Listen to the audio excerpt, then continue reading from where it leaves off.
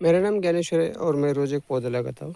तो ये सफ़ेद चंदन का पेड़ है जो मैंने खेती के मेड़ पर लगाया है। जो लोग मेरा चैनल देखते हैं उनको पता है कि मैंने खेती के मेड़ पर बहुत सारे चंदन के पेड़ लगाए हैं और उसके साथ साथ जो होस्ट लगाना होता है उसके लिए मैंने सीताफल और आम लगाए हैं। तो आज हम चर्चा करने वाले ये जो बड़ा सा पेड़ है इसके नीचे छोटे छोटे पौधे तैयार होते हैं, ये मैं क्यों लगाता हूँ और लगाना चाहिए या नहीं। तो यहाँ पर देखो, ये करी पत्ते का पौधा है। ये मैंने इसके नीचे लगाया पेड़ के, तो ये होस्ट का काम करेगा। लेकिन ये जो छोटे पौधे हैं, ये पौधा, ये पौधा, ये तो ये सब सफ़ेद चंदन के पौधे जो इसके बीज गिरकर यहाँ पर तैयार हुए हैं। अब हम चर्चा करेंगे इसे लगाना चाहिए या नहीं। तो हम इसे लगा सकते हैं, ऐसे निकाल कर धीरे से अगर हम निकालते हैं तो इसकी जड़ों को कोई नुकसान नहीं होता है और दूसरी जगह हम लगा सकते हैं। अब इसको बड़ा होने के लिए लगते हैं 15 साल। अब एक बात, यूट्यूब पर मैंने जो वीडियो देखता हूँ मैं खेती से जुड़े, तो वहाँ पर कहा जाता है कि जो बीज से पौधे तैयार होते हैं वो मत लगाइए, क्योंकि हमें पता नहीं होता है इसमें हार्ड रूट तैयार होगा या नहीं।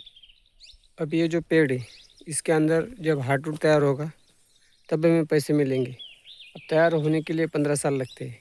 तो अब इससे भी बड़ा पेड़ बनेगा और हार्ड रूट होगा या नहीं हमें पता नहीं। लेकिन मैं क्यों लगाता हूँ, क्योंकि नर्सरी वाले या यूट्यूब पर जो बोलते हैं लोग लगाना नहीं चाहिए, तो उनको गलत या सही साबित करने के लिए किसी ने तो भी रिस्क लेनी चाहिए।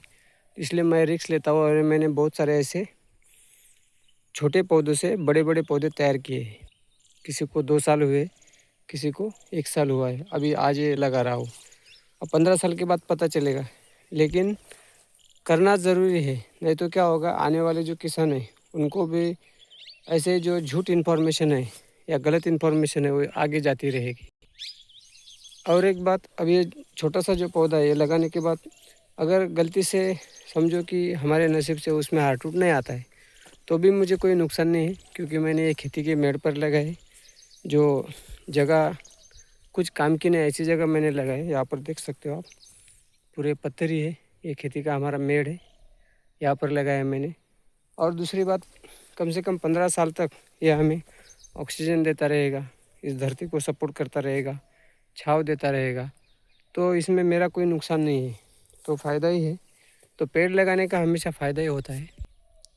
और दूसरी एक बात, अभी ये जब मैं छोटा सा ये पौधा लगाऊंगा तो उसके नज़दीक मुझे एक होस्ट लगाना पड़ता है, क्योंकि चंदन का जो पेड़ है वो अकेले नहीं बढ़ता है, वो दूसरे पेड़ के सहारे जीता है और तभी जाके वो उसकी जो ग्रोथ है वो अच्छी होती है।